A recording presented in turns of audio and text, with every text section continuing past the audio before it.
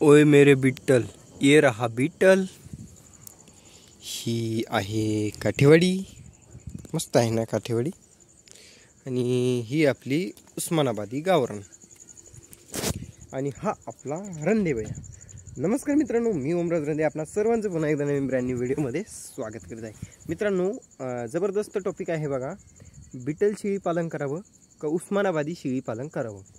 मग बऱ्याचशा लोकांना प्रश्न पडतो, नेमकं कोणतं करावं आणि कोणत्यामध्ये फायदा जास्त आहे। तर बघा, सरासरी तुम्हाला सर्वप्रथम सुरुवातीपासून सुरू करतो। तत्पूर्वी माझं नाव ओमराज रंदे, आपणा सर्वांचं सहर्ष स्वागत करीत आहे। मित्रांनो, बघा, जेव्हा आपण उस्मानाबादी गावरान शेळी बघतो तर हिचं मेन जे उगम स्थान ज्याला आपण म्हणतो ते म्हणजे आपलं लाडकं महाराष्ट्र आणि आपलं प्रेमाचं महाराष्ट्र। त्याच्यानंतर जेव्हा आपण बिटलमध्ये जातो तर बिटलचं जे उगम स्थान आहे ते म्हणजे आपलं पंजाब साईडची ही बिटल शेळी आहे।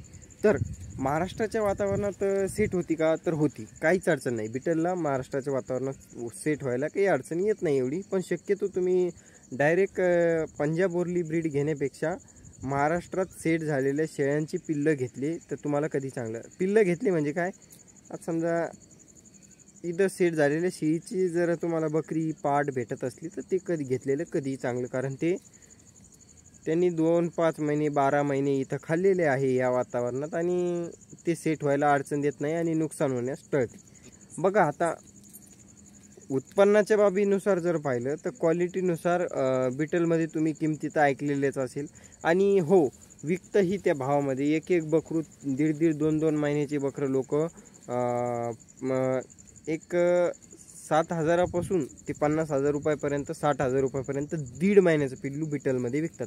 तसं तुम्ही जर उस्मानाबादी गावरांमध्ये बघितलं तर 100% खूप मोठा फरक आहे। हे कटिंग मार्केटला जाणार, पण उस्मानाबादी गावरानला जर बिटल क्रॉस करून तुम्ही पिल्लं घेतले तर त्यामध्ये तुम्हाला जबरदस्त रिझल्ट बघायला मिळतो।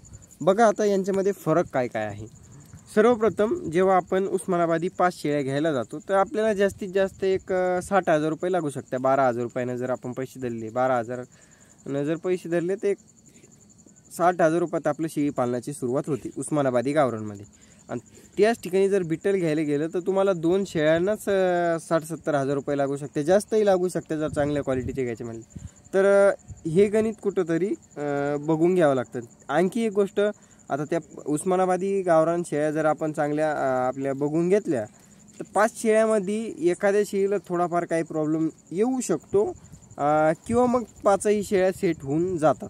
पण बिटल शेळ्याला काही वेळेस प्रमाण जर बघितलं आपण तर 2ही शेळ्या फॉल्टी निघू शकतात, त्याचा काय भरोसा आहे। तर असंही होतं। आणि जर चांगल्या आपल्या ओळखीच्या ठिकाणाहून घेतलं तर तिथं समजा आपलं नुकसान समजा टळतं जवळपास, पण तरीही सेट होण्यामध्ये याच्यामध्ये उस्मानाबादी गावरान शेळी तुम्हाला सुरुवातीच्या काळामध्ये कधीही मदत करणार। आणि सुरुवात करत असाल तर उस्मानाबादी गावरानपासूनच करावी असं माझं मत असतं। किंवा मग काठेवाडी जर घेत असली तर दुभत्या काठेवाडी शेळ्यांपासून सुरुवात करायची। ज्यांना ताजं दूध चालू आहे, ताजे वेलेले आहे, त्या शेळ्यांपासून सुरुवात करायची। भलेही त्यांच्यासोबत पिल्लं नसले तरी चालतील, पण त्या शेळ्यापासून सुरुवात करणं कधीही बेस्ट राहते। त्याच्यानंतर बघा, उस्मानाबादी गावरान आणि बिटलमध्ये आणखीन पिल्लं देण्याची जी प्रोडक्शन क्वालिटी असते ती जवळपास सारखीच असते दोन्हीमध्ये। गंज बिटल बी 2-2, 3-3 पिल्लं देतात आणि उस्मानाबादी गावरान तुम्हाला तर माहितीच आहे, सरासरी 2 पिल्लं देती, 3 पिल्लं देती, काही शेळ्या 4-4 पिल्लंही देते, पण सरासरी 2 पिल्लं उस्मानाबादी गावरानमध्ये असतात आणि तिची पिल्लं ती आरामात पोचते। आणि तसं जर बघायला गेलं तर बिटल शेळ्यांमध्येही दूध भरपूर प्रमाणात असतं, खूप जबरदस्त दूध असतं आणि पिल्लं पोचणे म्हणजे तुम्ही जर एक जमीन आसमानचा फरक असतो उस्मानाबादी गावरान आणि बिटलमध्ये। पण सुरुवात करतेवेळी उस्मानाबादी गावरानपासूनच करावी आणि तीच खरी सुरुवात माणसाची ठरली जाऊ शकते। कारण जर कोणत्याही धंद्यात सेट व्हायचं असेल तर एक 0तून सुरुवात करणं। आपण मागे एक मुलाखत घेतली, ती मुलाखत अवश्य तुम्ही बघा, आपल्या सावखेड गंगाच्या बाबाची मुलाखत घेतली होती, जबरदस्त मुलाखत घेतली होती बघा। तर ती मुलाखत जर तुम्ही बघितली तर तुमचं जवळपास 90% सुरुवात करायची कशी ते तुमचं सॉल्व होऊन जाईल 100% तुम्हाला डिस्क्रिप्शनमध्ये लिंक देऊन टाकतो मी त्या व्हिडिओची. आणखी एक गोष्ट राहिली, उस्मानाबादी गावरान आणि बिटलमध्ये सर्वात मोठा फरक म्हणजे तो वातावरणाच्या बदलामुळे त्यांना होणारे रोग आजार. तर बिटलमध्ये बरेचसे रोग आजार येऊ शकता, काशीचे आजार होऊ शकतात जास्त दूध असल्यामुळे, पण उस्मानाबादी गावरांना ते प्रॉब्लेम येत नाही. पण ऑफकोर्स उत्पन्नामध्ये जमीन आसमानचा फरक आहे. एका बिटल शेळीपासून तुम्ही वर्षाला 50,000 रुपयापर्यंत ही उत्पन्न घेऊ शकता. तिथेच तुम्हाला एका गावरान उस्मानाबादी शेळीपासून जास्तीत जास्त एक 18 ते 20 हजार रुपयाचं उत्पन्न होऊ शकतं, जर तुम्ही ते 2 पिल्लं 8 महिने 10 महिने सांभाळले तर.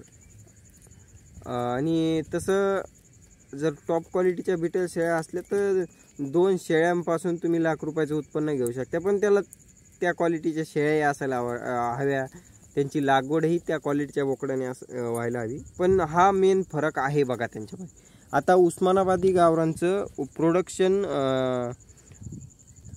कॉस्ट कशी वाढवायची, तर एक तर लागवडीच्या टायमाला चांगला ब्रीडर यूज करायचा.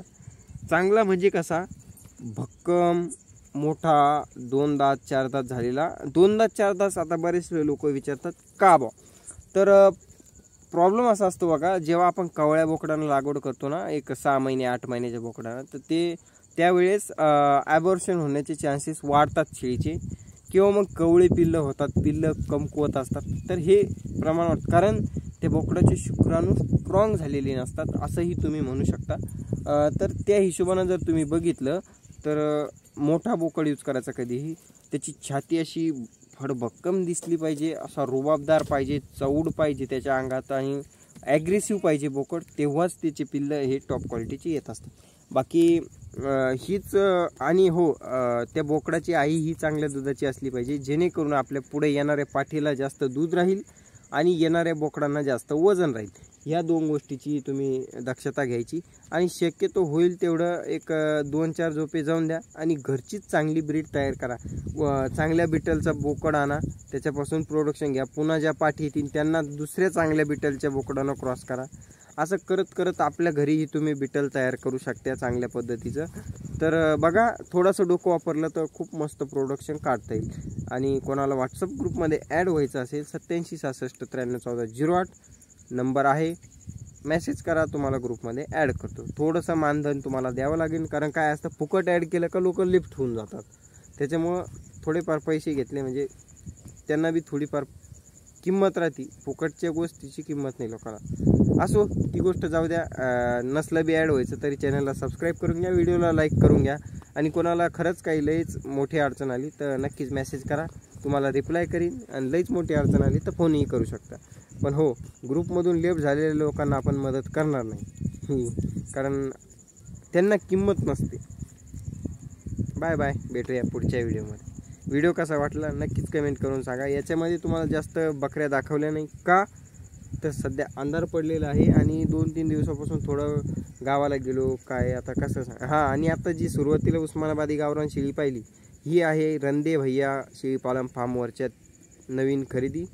3 शेळ्या आपण नवीन खरेदी केल्या आहे. उद्याच्या व्हिडिओमध्ये तुम्हाला शेळ्या दाखवतो. तर जबरदस्त बघू आतापर्यंत कोणी कोणी व्हिडिओ पाहिला, ज्याची कमेंट येईल मला की नवीन शेळ्यांच्या किंमत आणि शेळ्या दाखवा, तर मी समजून घेईन हे लोक शेवटपर्यंत व्हिडिओ बघताय. बाय बाय, भेटूया पुढच्या व्हिडिओमध्ये.